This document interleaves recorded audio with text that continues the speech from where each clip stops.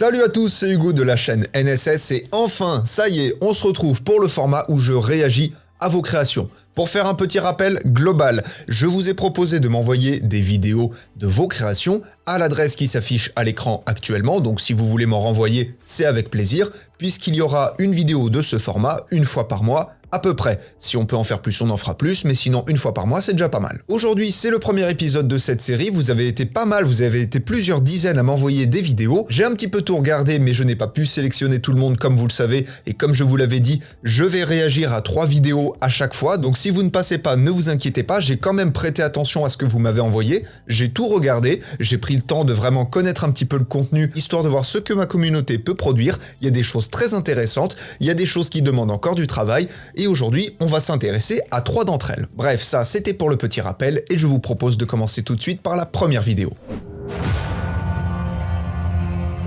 Il était une fois un guerrier viking nommé Sigmund.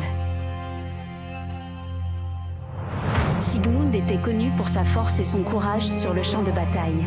Alors je vais faire de temps en temps des petites pauses, je suis désolé de ne pas vous laisser apprécier l'entièreté de l'œuvre d'un coup, je vous mets de toute façon toutes les vidéos en description. Alors 2-3 petites choses, premièrement, bon j'ai reconnu, si ça vient de moi bien sûr, la transition au drone au tout début, ça c'est un tuto que j'avais fait il y a un certain temps, et il y a en plus 2-3 choses que j'aimerais soulever dès le début, c'est que premièrement, alors j'ai vu que vous me l'aviez envoyé dans le mail, tu me l'avais envoyé dans le mail, et c'est également dans la description de ta vidéo, tu es passé par des voix synthétiques. C'est pas le meilleur choix, je me doute que si tu as fait ça, c'est pas vraiment par choix esthétique, mais c'était plus par nécessité, je m'en doute, mais peut-être que le plus intéressant serait de passer par Fiverr la prochaine fois pour essayer d'avoir une voix, ou même possiblement de passer par ma société, où on pourrait te proposer une prestation. Je place ça comme ça, mais c'est intéressant de le savoir. Deuxième petite chose, les plans au drone, c'est toujours un très bon choix. Là, vraiment, c'est très positif. En plus, pour ce que je vois, les couleurs sont travaillées et vraiment dans le positif, c'est vraiment très intéressant. Par contre, si les drones sont intéressants, ils sont un peu plus critiques dans le sens où, étant donné que vous allez avoir une vision beaucoup plus globale, une vision beaucoup plus haute, forcément vous allez avoir beaucoup plus d'éléments à l'image. Et quand on voit par exemple ici en bas à droite qu'il y a des éléments de la vie moderne, bah c'est dommage. C'est dommage parce qu'on est censé être dans l'histoire d'un viking, si j'ai bien compris l'histoire, et donc avoir des éléments qui sont de la vie moderne, bah ça casse un petit peu l'immersion. C'est que du détail, je ne t'en tiens pas rigueur, mais fais attention la prochaine fois. Mais il avait toujours rêvé de voler comme un oiseau. Pareil évidemment, si on voit le pilote du drone, bah ça casse l'immersion. Normalement, t'es pas censé exister, t'es pas censé apparaître à l'image, que ce soit toi ou quelqu'un d'autre d'ailleurs, le technicien n'est pas censé être là. Comme disait Oxmo Puccino, je travaille avec la lumière en tant qu'homme de l'ombre. Et pour un vidéaste, c'est on ne peut plus logique. Un jour, il trouva une plume en train de tomber du ciel. Elle Bonne n'était incrustation. pas comme toutes les autres. Elle lui conféra le pouvoir de voler.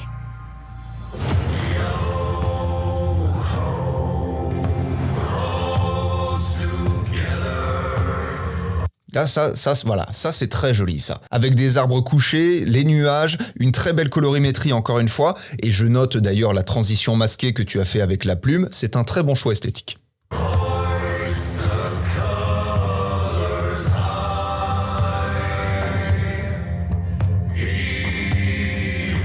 Ah, vraiment les drones, ça rajoute vraiment de la qualité. Hein.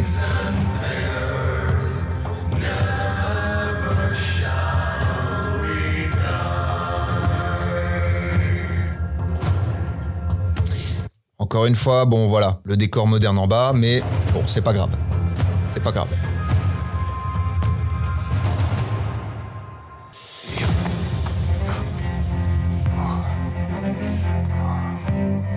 Alors ça, c'est très intéressant, mais, parce que je vais être chiant, ça aurait été beaucoup plus intéressant de le faire en live. Parce que là, bon, tu me diras en commentaire si je me trompe, mais à tous les coups, cette séquence-là a été faite sur fond vert et rajoutée sur le rush où tu es effectivement dans la forêt, donc le vrai rush, le décor en brut. Pour ma part, je trouve que c'est dommage, ça aurait été plus intéressant d'avoir une GoPro à ce niveau-là et ensuite de refaire effectivement ce plan-là dans la vraie vie pour éviter justement des soucis de colorimétrie, puisque là, bien évidemment, c'est la colorimétrie qui laisse à désirer. Bon, encore une fois, je me doute que c'est plus un choix technique qu'un choix esthétique, mais fais attention la prochaine fois.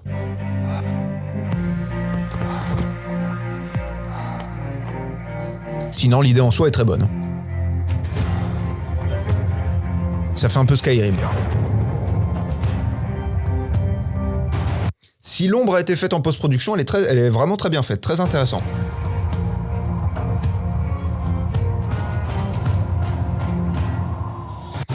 Alors là, on notera, et là c'est pas tant un problème technique entre guillemets, enfin si c'est un problème technique, mais c'est pas vraiment du montage, c'est plus au niveau de l'exportation. On note, et c'est aussi un problème de YouTube, que au niveau de l'encodage, là comme il y a beaucoup de détails, notamment sur cette partie-là, YouTube a un petit peu de mal à l'exporter, etc. Donc peut-être que dans les paramètres d'exportation, ça pourrait être intéressant d'augmenter un peu le bitrate, ça peut être pas mal, et peut-être aussi faire un petit travail de colorimétrie pour donner une ambiance un peu plus froide, vu qu'on est dans une ambiance de neige, puisque là ça a l'air d'être retourné à la golden hour, je dirais plutôt en fin de journée, vers 17-18 heures ou un peu plus tôt, selon si c'est vraiment en hiver ou si on est plus sur une fin d'hiver. Donc augmenter un petit peu ce côté froid et surtout possiblement, et là c'est plus sur After Effects, oui je sais je suis chiant, je donne beaucoup d'informations, mais j'aime bien quand c'est perfectionné, j'aime bien quand le travail est vraiment bien poussé dans les détails. Peut-être rajouter du flou de mouvement. J'avais parlé d'un effet d'ailleurs dans la tier list sur After Effects qui permettait de rajouter ce flou de mouvement sur des rushs et particulièrement aux drones. Il faudrait que j'en refasse un tuto d'ailleurs.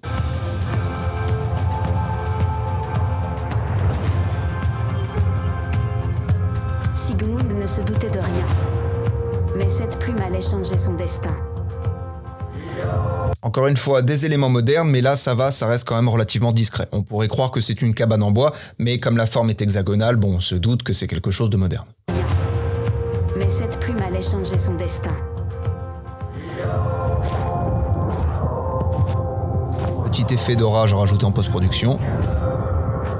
Qui est pas trop mal géré d'ailleurs. J'aurais peut-être fait un ciel un poil plus sombre, j'aurais augmenté peut-être un peu le contraste et les teintes sombres de l'image, mais dans l'absolu, c'est pas mal.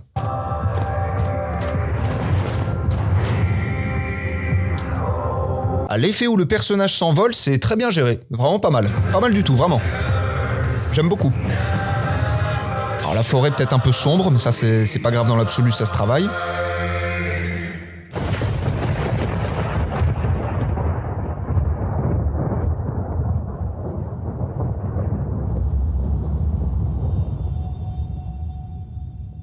Petite signature à la fin, très agréable, très esthétique, j'apprécie beaucoup. Alors l'idée n'était pas absolument pas de faire une review, on va dire, de l'œuvre complète et tout du moins de donner un sens à l'image, de se dire oui alors ça raconte telle histoire, le ciel représente tel élément. L'idée n'est pas de philosopher vraiment sur l'œuvre, mais plus d'aborder ça sur un point de vue technique, sur un point de vue de comment perfectionner l'image, comment perfectionner le fait de raconter l'histoire au travers des aspects techniques au niveau de la colorimétrie, etc., etc., de faire attention aux petits détails, comme je te l'ai dit, au niveau des éléments qui sont modernes vis-à-vis de l'histoire. Mais dans l'absolu, c'est une bonne création, hein. C'est quelque chose que je trouve intéressant. Alors c'est quelque chose que j'avais déjà vu, bon, il y a assez longtemps, à l'époque de Skyrim, tout du moins quand Skyrim était vraiment dans la hype. Ça me fait beaucoup penser à ça pour le plan à la première personne notamment.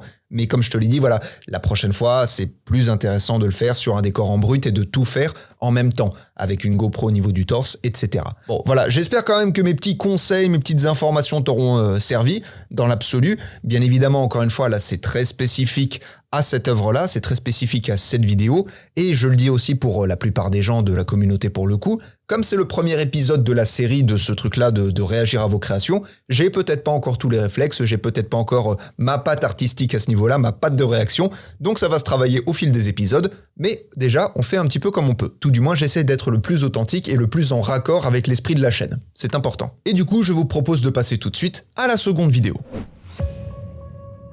Oula, beaucoup plus de budget d'un coup.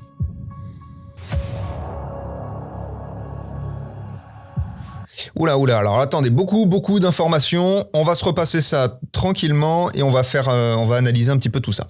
Bon, déjà, encore une fois, les plans au drone, très intéressants. Et surtout, l'éclairage, on va dire, de nuit est quand même très bien géré. Et là, je note qu'il y a un effet de glow, je suppose rajouté en post-production au niveau des lumières, parce que je vois que le logo au fond est un petit peu flou. Je pense que c'est justement dû à l'effet de lueur. Il y a ça, alors... Très joli plan. Là vraiment, la colorimétrie, le stade impeccable, le ciel avec le coucher de soleil en fond, le ciel un petit peu violet, très joli. En revanche, et là je vais être particulièrement, strict, la police d'écriture ça va pas du tout. Alors désolé, Là pour le coup, ça, je peux pas dire comme à la vidéo précédente où c'est plus un choix technique qu'un choix esthétique. Là pour le coup, avec toutes les polices d'écriture qui sont disponibles, malheureusement, je trouve que c'est dommage d'avoir mis une police d'écriture comme ça. J'aurais mis une police d'écriture beaucoup plus sobre, comme on voit habituellement, une police en flat, comme il y a pour la chaîne YouTube, ou comme on voit sur la plupart des créations. Quand on fait un tour sur Behance, on voit rapidement que les polices d'écriture, même si, je suis d'accord, on pourrait se dire qu'elles se ressemblent un petit peu toutes, on a quand même cette esthétique beaucoup plus moderne. Et j'avais d'ailleurs fait 2 vidéos sur 5 polices d'écriture qui sont intéressantes à utiliser dans ce genre de projet justement. Je t'invite à aller les voir. Mais surtout, je trouve ça dommage dans le sens où on a un côté vraiment très pro, tout du moins pour le peu que j'ai vu au niveau de l'image, et c'est un petit peu cassé à cause de la police d'écriture. Bon, après, je mesure quand même le pour et le contre. Je me dis que s'il y a que la police d'écriture qui pose problème dans la vidéo, ça va. Il y a quand même pas grand chose à jeter. Mais on va voir. Là, les effets de lumière, ça c'est incroyable. Encore une fois, voilà, c'est là-dessus que je voulais m'arrêter. Avoir une bonne qualité d'image de nuit, c'est-à-dire ne pas avoir de bruit numérique. Je rappelle, le bruit numérique, c'est pas comme le grain. Là où le grain va être un aspect esthétique au niveau de l'argentique, le bruit numérique va vraiment être une épine dans le pied au niveau de l'esthétique de l'image. Ça va être tous ces petits pixels de couleur qui sont dus aux ISO qui sont normalement un peu trop hauts. Et avoir une bonne qualité d'image, surtout de nuit, donc en basse lumière logiquement, c'est déjà beaucoup plus difficile par rapport à un éclairage en studio ou un éclairage de jour où on va avoir quand même énormément de lumière, qui fait donc la qualité de l'image. Quand on est en basse lumière, c'est déjà beaucoup plus compliqué. Je ne sais plus d'ailleurs si en mail tu m'avais indiqué le matériel que tu utilises, mais si c'est pas le cas, je t'invite à le dire en commentaire, ne serait-ce que pour les gens d'ailleurs, pour qu'ils sachent un petit peu avec quoi tu travailles, et pour moi pour me faire un petit peu une piqûre de rappel, comme ça on est un petit peu tous au courant.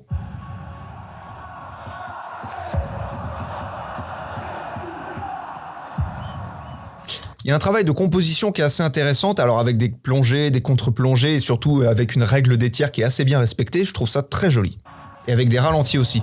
Des ralentis, ça c'est très intéressant, on va dire, pour rendre un mouvement plus esthétique, pour aussi limiter d'ailleurs les tremblements de la caméra. Filmer quelque chose au ralenti sera toujours plus esthétique. Vous pouvez faire voler des saucisses en l'air, si c'est filmé au ralenti, ce sera joli. C'est con, mais c'est comme ça. Oh là là, les jingles. Alors les jingles, si c'est toi-même qui les as fait, vraiment là c'est impeccable, il n'y a rien à dire. Les effets de lumière sont super, l'incrustation très propre, je me doute que c'est fait sur After Effects, étant donné qu'on a un effet d'extrusion sur le texte comme on le voit, on a un texte en 3D, donc là pour le coup il n'y a rien à dire, c'est impeccable. Si, allez, à la limite il y a peut-être quelque chose à dire, au niveau du blason en bas c'est coupé, mais je sais pas si c'est le blason de base ou si c'est toi qui as eu un petit problème en post-production. Il y a juste ça.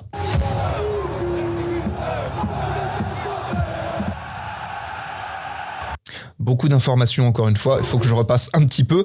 Là, on a vraiment quelque chose de très intéressant parce que ici on a une zone qui est complètement cramée, mais là où c'est intéressant, c'est qu'on a cette ambiance de stade, donc on se doute que la lumière est réelle, on se doute que l'on voit vraiment ça si on était à la place effectivement de quelqu'un dans le stade. Donc avoir un effet cramé ou avoir quelque chose de beaucoup trop sous-exposé, c'est pas grave dans l'absolu si c'est conforme à la réalité.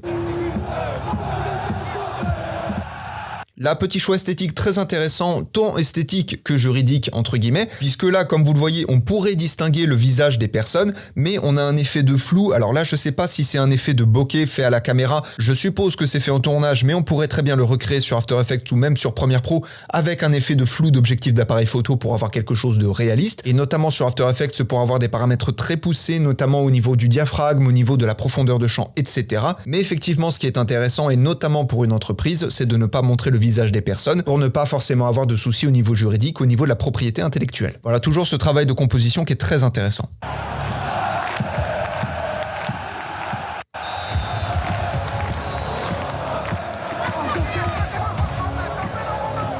Alors juste avant, je parlais du point juridique, mais je me demande du coup si c'est pas juste un plan esthétique, tout du moins un choix esthétique, puisque là, bon bah comme on le voit, on peut distinguer le visage de tout le monde. Donc je me pose la question de est-ce que dans un stade, on a les mêmes règles que la photo de rue par exemple, étant donné que c'est un lieu public, on peut prendre les gens en photo sans forcément leur faire signer une décharge, etc. Du moment où ça ne nuit pas à leur dignité, du moment où ça ne leur crée pas de problème dans leur vie personnelle ou professionnelle, etc. Donc je me demande s'il n'y a pas un petit peu cette règle qui s'applique aussi dans les stades. S'il y a des gens qui s'y connaissent un petit peu en propriété intellectuelle, n'hésitez pas à donner vos opinions ou vos avis en commentaire, je pense que ça serait très intéressant pour tout le monde. Voilà, encore une fois le ralenti.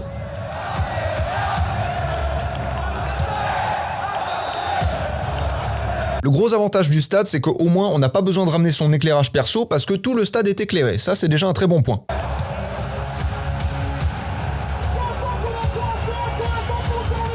Alors pour le coup, c'est une bonne idée d'avoir mis les sous-titres étant donné qu'on comprend absolument que dalle. Mais encore une fois, bon, malheureusement, je reste sur ma position que la police d'écriture est à changer. Mais pour l'instant, encore une fois, le seul bémol que j'ai vraiment trouvé à la vidéo, c'est la police d'écriture. Jusque-là, il n'y a pas de problème.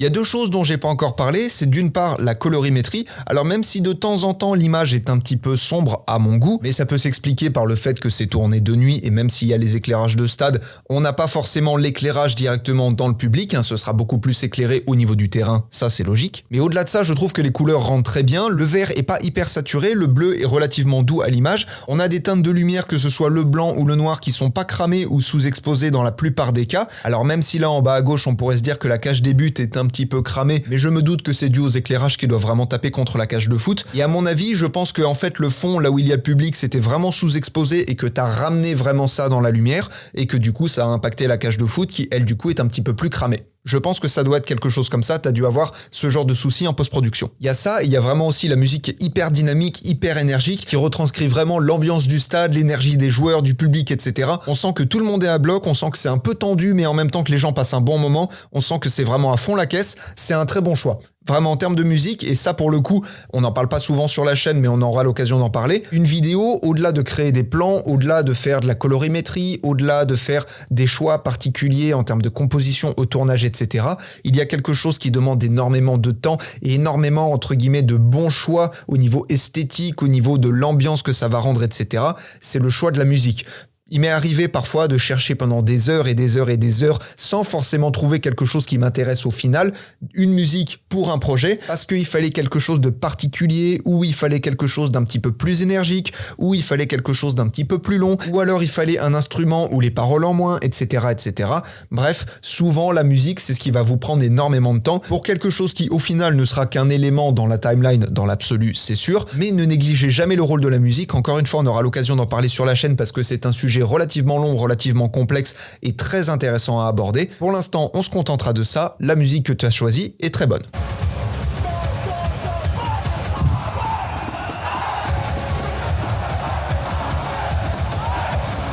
Alors là, personnellement, un choix que j'aurais pas fait au niveau du rythme de montage, c'est que t'as la musique qui va s'accélérer où les percussions vont taper de plus en plus fort, de plus en plus vite, et là, t'as deux plans très long par rapport à la musique, le public et le drapeau, et ça casse un petit peu le dynamisme. Là pour le coup, mais ça n'engage que moi, je pense que j'aurais mis des changements de scène relativement rapides pour vraiment être en accord avec la musique, et étant donné qu'on arrive un peu à la fin de la vidéo, on est un petit peu entre guillemets avant le drop, avant la fin, personnellement j'aurais fait monter un petit peu la hype justement pour donner envie d'en savoir plus.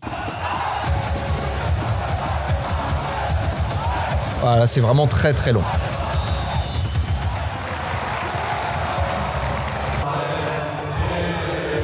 Alors le plan où les joueurs chantent est malheureusement à mon sens un petit peu trop long, j'aurais mis un poil plus court.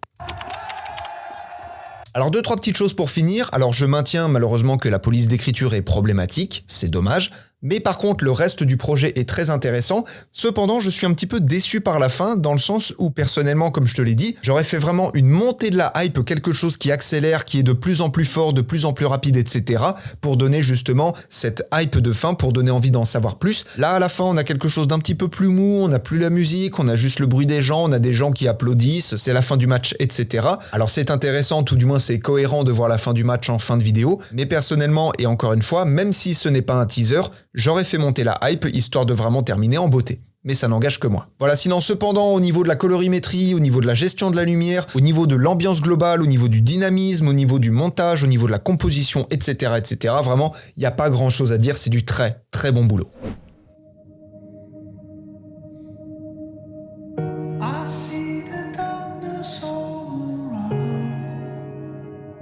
Remappage temporel. Ah, intéressant.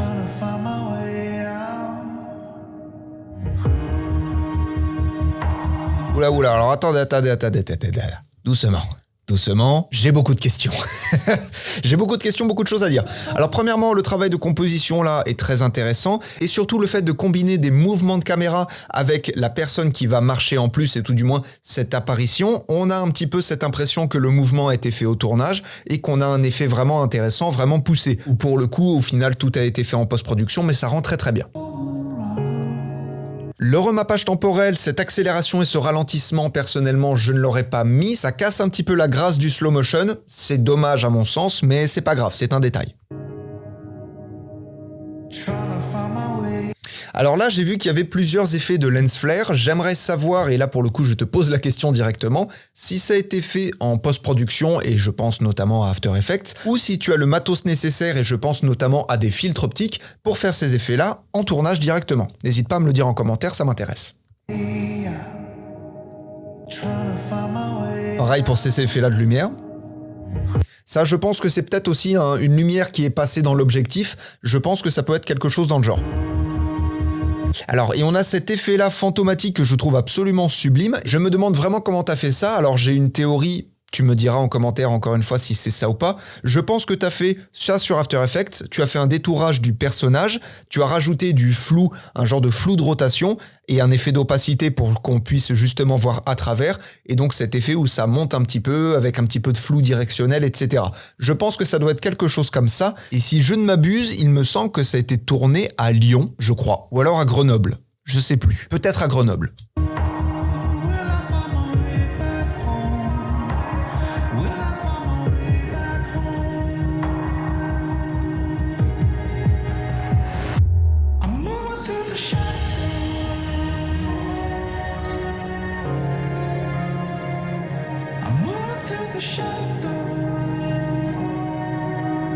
Encore une fois, très bonne gestion de la lumière, et là en plus on a ce parking, ce fameux parking. Alors encore une fois, je ne me souviens plus exactement dans quelle ville, mais il me semble qu'il est classé et qu'il avait déjà servi à de nombreux tournages pour des films particulièrement. Je trouve ça juste un petit peu dommage que l'on voit les portes du garage en fond. C'est dommage, ça enlève encore une fois un petit peu le charme, un petit peu la grâce de la danseuse.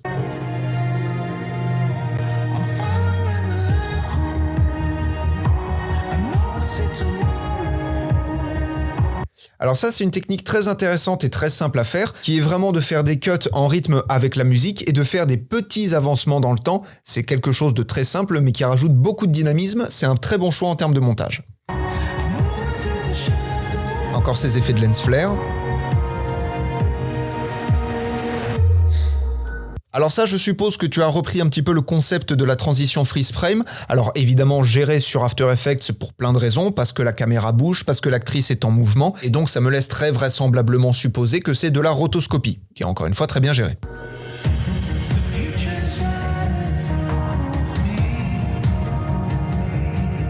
Là, on a eu quelques petits effets d'incrustation, de couleurs, avec des formes, avec des lettres, etc. Ça, je suis sûr à 100% que c'est uniquement de la post-production. Sur After Effects ou sur Premiere Pro, là pour le coup je ne sais pas, les deux sont possibles.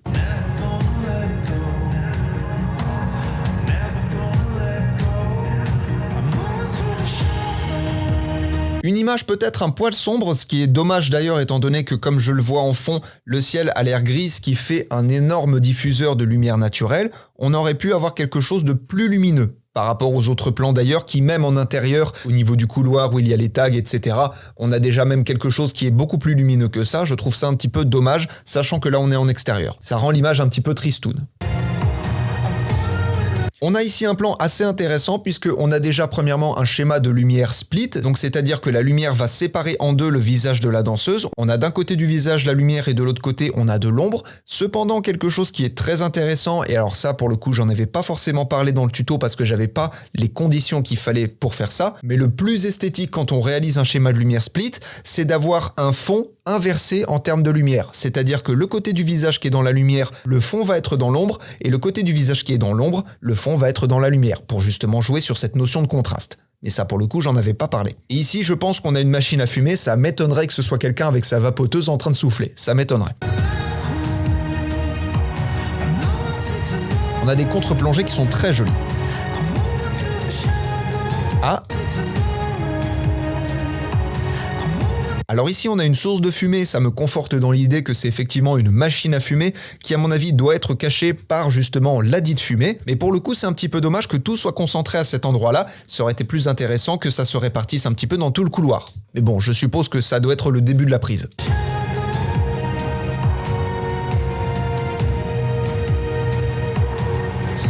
Alors c'est un plan très joli, la montagne en fond, sur les toits, etc. C'est vraiment très esthétique, c'est vraiment très sympa, puis encore une fois le ralenti. Par contre on voit vraiment que la danseuse est pas du tout à l'aise, mais là pour le coup c'est pas vraiment de ton ressort. Là encore une fois, c'est un petit peu dommage, on a un plan relativement esthétique, sur les toits, avec les nuages, un bout de montagne en fond, etc., un beau ciel bleu, mais on voit que la danseuse prend vraiment le soleil en pleine poire, et donc on a un visage un petit peu crispé, c'est dommage.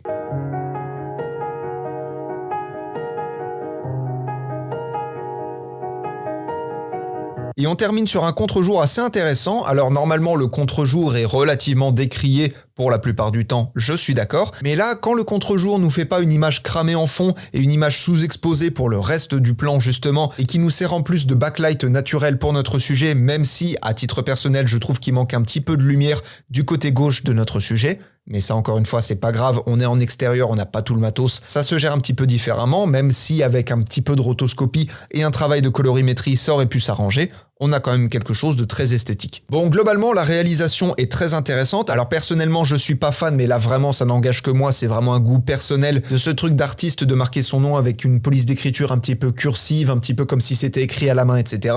Mais là encore une fois ça n'engage que moi, c'est quelque chose qui est à mon sens un petit peu trop récurrent. Mais encore une fois, chacun sa patte artistique. Dans l'absolu, la réalisation est vraiment très intéressante, les plans sont très beaux, la musique est très bien gérée. On a quelques plans que j'appelle personnellement de contre-plongée extrême, c'est-à-dire que vraiment on ne regarde pas juste un petit peu vers le haut, on est carrément à la verticale presque. Donc là, on a vraiment quelque chose de très intéressant. Et puis cette impression de grandeur, cette impression d'élévation de la personne, du sujet et du décor, je trouve ça encore une fois très intéressant. Il y a beaucoup de choses qui me plaisent beaucoup, les effets de lumière, les choix en termes de composition, la colorimétrie, etc., etc.